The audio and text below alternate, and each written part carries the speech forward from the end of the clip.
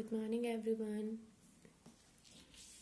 Today we are going to do our most important topic, hysteresis.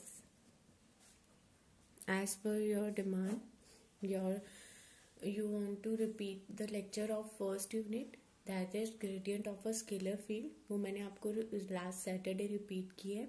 Now welcome back to your unit 2. Unit 2, the most important topic, hysteresis. Okay. Now, what do you mean by hysteresis? As you all know, why you all know? Because you all have studied it in your +2 class. Now, hysteresis क्या है? Basically, जब ferromagnetic substance या ferromagnetic sample को हम magnetising field के अंदर जब हम रख देते हैं, it will get magnetised by induction. ठीक है. और फिर हमें एक कर्व मिल जाती है मैग्नेटाइजिंग फील्ड, सॉरी, बी और एच के बीच में. B is the magnetic induction and H is the magnetic field intensity. वो कर्व हमें ऐसे से मिलती है. This is B on Y axis, this is H on X axis. B is the magnetic induction and H is your magnetic field, sorry, magnetizing field intensity or magnetic field intensity. ठीक है. Now ये हमारी जो, मैं आपको पहले figure बना देती हूँ.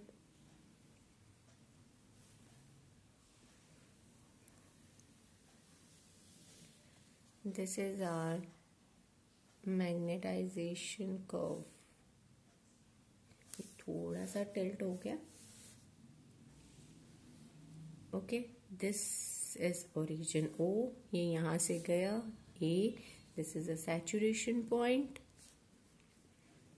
सैचुरेशन यहाँ पे रीच करेगी, फिर यहाँ बात ट्रेस करेगा. Sorry, this is B, this is C, this is D. ये ऐसे ऐसे ऐसे ऐसे ये ऊपर जा रहा है D पॉइंट, जहाँ पर this is your H minus. ठीक है. ये H1 minus D E F, और ये जहाँ पे गिर रहा है दैट इज प्लस H और H maximum. Okay. This is initial buildup, initial buildup. Okay. This is again saturation point. O B हमारे पास यहाँ है retentivity. This is O B. O C है हमारे पास coercivity. This is O C. Okay. Now hysteresis. जब हम ferromagnetic sample को मैग्नेटाइजिंग फील्ड के अंदर रखते हैं, वो मैग्नेटाइज्ड हो जाता है बाय इंडक्शन और हमें ग्राफ दे देता है, कुछ वैल्यूज दे देता है, जो हम ग्राफ प्लॉट करते हैं between B and H. B is the magnetic induction and H is the magnetizing field intensity. ये टॉपिक का प्रैक्टिकल आप फाइनल ईयर में करेंगे.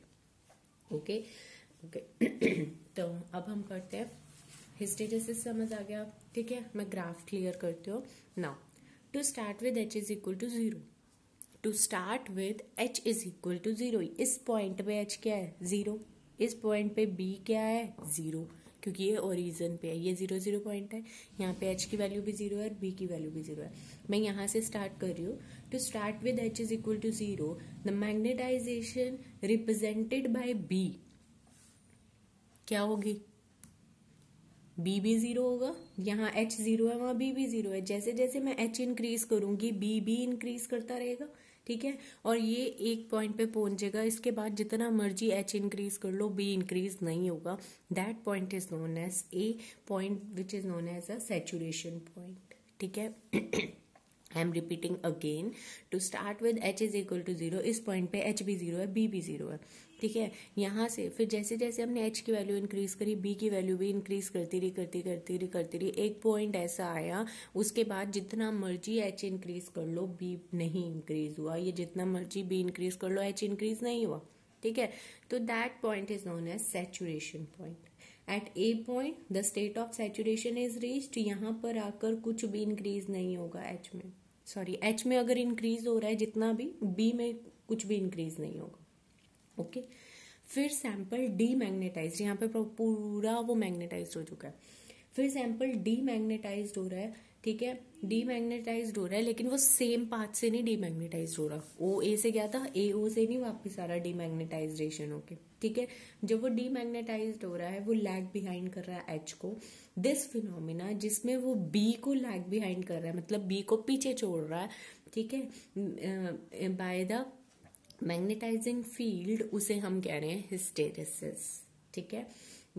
अब वो डीमैग्नेटाइज्ड होके सेम पाथ नहीं ट्रेवल करके वापस आ रहा, वो क्या कर रहा है, मैग्नेटिक फील्ड को पीछे छोड़ रहा है, lag behind the magnetizing field, उसको, उस फिनोमिना को हम कह रहे हैं हिस्टेरेसिस। अब जो फेरोमैग्नेटिक सैंपल है सॉरी अब जो फेरोमैग्नेटिक सैंपल है is in the saturated state of magnetization, ठीक है। Ferromagnetic sample is in the saturated state of magnetization A point पे, यहाँ पे सैचुरेटेड स्टेट पे है वो। अब जैसे जैसे एच डिक्रीज करेगा वो क्या करेगा, कर्व यहाँ से जैसे जैसे एच डिक्रीज करेगा वो ये पाथ फॉलो कर रहा है A to B. B point पे आके H has already been reduce to 0। इस पॉइंट पे एच की वैल्यू क्या है, यहाँ, ठीक है ना, this is the value of H, तो एच की वैल्यू क्या है 0।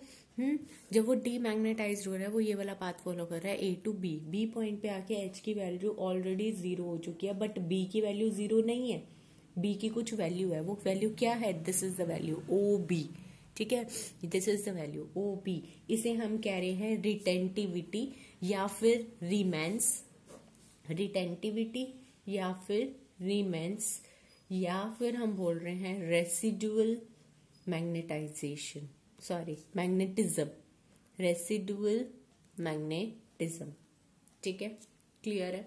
Now repeating again, to start with H is equal to 0, B is also equal to 0, H यहाँ पे एच भी 0 है, बी भी 0 है। जैसे जैसे एच इंक्रीज करेंगे बी भी इंक्रीज करता रहेगा, एक पॉइंट ऐसा रीच हो जाएगा जिसके बाद जितना मर्जी एच इंक्रीज कर लो बी इंक्रीज नहीं होगा।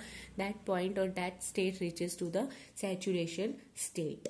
और फिर जब डीमैग्नेटाइजेशन हो रही है तब क्या कर रहा है, बी एच को लैग बिहाइंड कर रहा है, ठीक है। उस फिनोमिना को हम हिस्टेरेसिस कह रहे हैं। जब वो डीमैग्नेटाइज कर रहा है वो सेम पाथ से डीमैग्नेटाइज नहीं कर रहा है, वो ए टू बी फॉलो कर रहा है पाथ को, ठीक है। जब वो यहाँ पे फॉलो कर रहा है H has already been reduce to 0, but B, यहाँ पे एच की वैल्यू 0 है लेकिन बी की कुछ वैल्यू है, वो क्या वैल्यू है, ओ बी। उस वैल्यू को हम क्या कह रहे हैं, रेसिडुअल मैग्नेटिज्म, रिमेंस या फिर रिटेंटिविटी, क्लियर है। Now H is gradually increase. अब हमने क्या किया, एच को इंक्रीज किया लेकिन नेगेटिव डायरेक्शन में, ग्रेजुअली इंक्रीज किया रिवर्स डायरेक्शन में, तो बी क्या हो गया, बी डिक्रीजेस टू 0।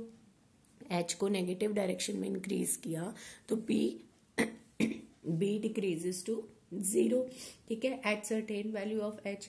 अब जो वैल्यू है रिवर्स मैग्नेटाइजेशन फील्ड इंटेंसिटी की, वो एच जो रिक्वायर्ड कर रहा है वो कुछ वैल्यू दे रही है। यहाँ पे बी 0 है लेकिन एच की कुछ वैल्यू है, वो क्या वैल्यू है, O C, and that is known as coercivity, ठीक है। नाउ फिर ये ऐसे वो करता जाएगा, फिर डीमैग्नेटाइज होता जाएगा, फिर एक पॉइंट पे क्या होगा, रिवर्स डायरेक्शन में एच की वैल्यू इंक्रीज होती रहेगी विद वैल्यू ऑफ बी। एक पॉइंट रीच हो जाएगा जहाँ पे सैचुरेशन पॉइंट आ जाएगा, उसके आगे जितनी मर्जी वैल्यू इंक्रीज कर लो नहीं होगी, ठीक है। तो हमारे पास एक ऐसे क्लोज्ड सा कर्व, ये वापस साइकिल रिपीट कर रही है, हमारे पास क्लोज्ड कर्व बन गया A B C D E F A, ठीक है, which represents a cycle of magnetization of the ferromagnetic sample and this is known as your hysteresis loop, ठीक है।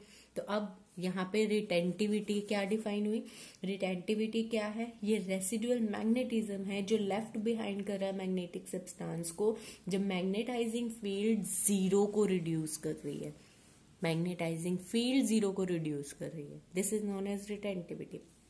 कोरेसिटिविटी या फिर कोरेसिव फोर्स, जब मैग्नेटिक इंटेंसिटी, ठीक है, required to reduce the magnetic flux density या मैग्नेटिक फील्ड को जब वो 0 प्रूव कर रही है तब क्या हो जाएगी, हमारे पास ये आ जाएगी, मैग्नेटिक इंटेंसिटी रिक्वायर्ड हो रही है, तो that is known as coercive force या फिर कोरेसिविटी, ओके। नाउ अब आपके पास क्वेश्चन आ सकता है, ये तो हमारा कर्व हो गया, कर्व को एक्सप्लेन करना ही करना है, ठीक है। What do you mean by hysteresis? What do you mean by hysteresis loss and derive an expression for hysteresis loss. या फिर ऐसे क्वेश्चन आएगा, what is hysteresis and hysteresis loss, show that energy loss per unit volume per cycle of the magnetization is equal to area of BH curve, how this energy is dissipated, ठीक है। now hysteresis क्या था? the lagging of magnetizing, ठीक है, magnetization behind the magnetizing field. जब ferromagnetic substance completely एक magnetized हो जाता है उसे हम बोलते हैं हिस्टेरिसिस। अब हिस्टेरिसिस लॉस क्या है? जब आयरन पास कर रही है थ्रू अ हिस्टेरिसिस साइकिल, इस हिस्टेरिसिस साइकिल में से अगर मैं आयरन को पास करूँ, सपोज दिस इज आयरन, ठीक है, इस आयरन को अगर हम इसमें से पास कर रहे हैं, that is AC is applied, कुछ एसी अप्लाइड करी जा रही है, then loss of energy take place. जब मैग्नेटाइजिंग फील्ड अप्लाई कर रही है तो उसके टाइम में क्या हो रहा है कि वो सारे के सारे डायपोल्स, हर डोमेन्स बने हुए हैं कुछ, ठीक है, लाइक दिस, यहाँ पे कुछ डोमेन्स बने हुए हैं, ओके। सारे के सारे ना अपने आप को एक ही डायरेक्शन में अलाइन करने की कोशिश करेंगे।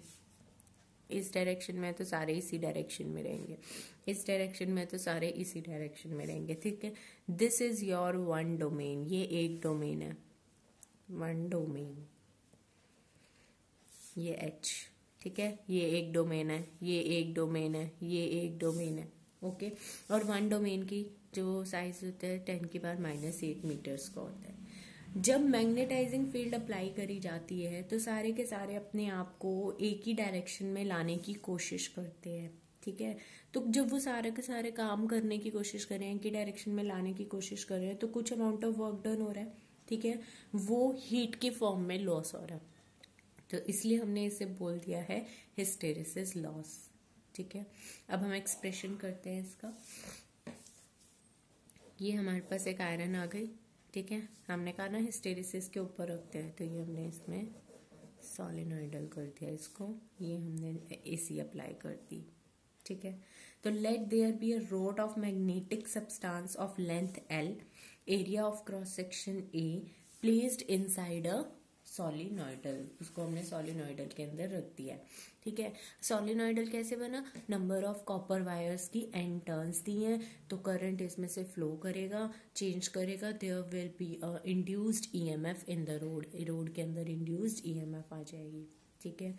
Since magnetic flux linked with the rod changes, अब रोड के साथ जो मैग्नेटिक फ्लक्स है वो चेंज हो गई क्योंकि इंड्यूस्ड ईएमएफ आ रही है, और इंड्यूस्ड ईएमएफ का फॉर्मूला क्या होता है? E minus N d phi by d t. Minus N क्यों आया है? N is the number of turns, ठीक है। और नेगेटिव साइन क्यों आया है? नेगेटिव साइन हमें ये बता रहा है कि जो इंड्यूस्ड ईएमएफ है वो चेंज को अपोज कर रहा है, बट जो मैग्नेटिक फ्लक्स होती है वो हमने क्या पढ़ी है? Phi is equal to B into A, Therefore, d phi by, हमें तो d phi by dt चाहिए, तो इसको d phi by dt करेंगे, what will get? A is common, db by curly b by curly t, this is equation number 2, इसको इसमें put कर देंगे, what will get? Putting equation 2 in equation 1, क्या मिलेगा हमें? E is equal to minus na db by dt, ठीक है, this is equation number 3। Power spend in maintaining current is, अब पावर निकालनी है, current in maintaining current is E into I, ठीक है, तो आई E की वैल्यू रख दी साथ में, करली बी बाय करली टी, ठीक है, दिस इज इक्वेशन नंबर 4।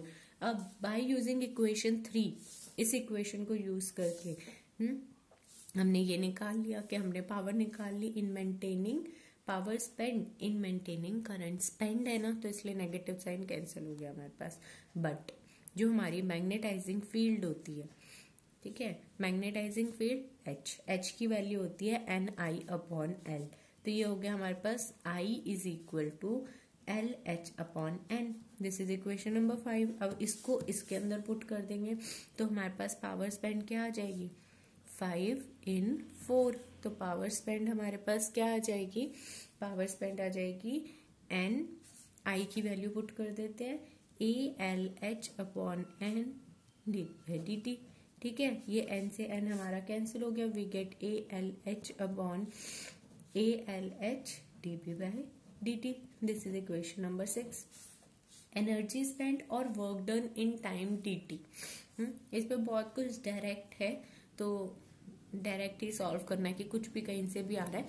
जैसे कि E है हमारे पास, सबसे पहले इंड्यूस्ड हमने देख लिया, इंड्यूस्ड ईएमएफ हम इससे देते हैं। अब हमें फाई चाहिए था, फाई किससे देते हैं, BA। ठीक है, अब इसमें से d/dt निकाल लिया, वो इसमें पुट कर दिया, we get this. Now power spend निकाल ली, I इज इक्वल EI। ठीक है, E की वैल्यू पुट कर दी, बट मैग्नेटाइजिंग फील्ड H की वैल्यू तो ये होती है, यहाँ से I की वैल्यू निकाली, इसमें पुट कर दी, we get this power spend. अब हमें एनर्जी स्पेंड निकालना है या फिर वर्क डन। ठीक है, तो एनर्जी स्पेंड और work done in time dt will be W। Work done या एनर्जी स्पेंड किससे दिया जा रहा है, W से, तो W is equal to E into dt।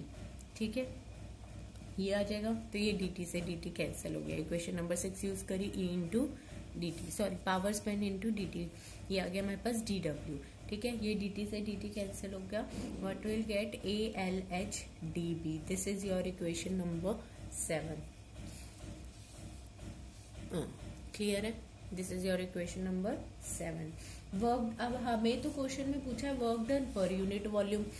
Okay, sorry, work done per unit volume. Work done per unit volume कैसे निकलेगा हमारे पास, वॉल्यूम क्या है यहाँ पे, लेंथ इंटू ब्रेथ, AL। ठीक है ना, तो वॉल्यूम अपॉन वॉल्यूम, इसे अपॉन AL कर देंगे, तो लेंथ पर यूनिट वॉल्यूम निकल आएगा हमारे पास। dW/AL इज इक्वल टू क्या आ जाएगा, ये हमारे पास H dB। This is equation number 8।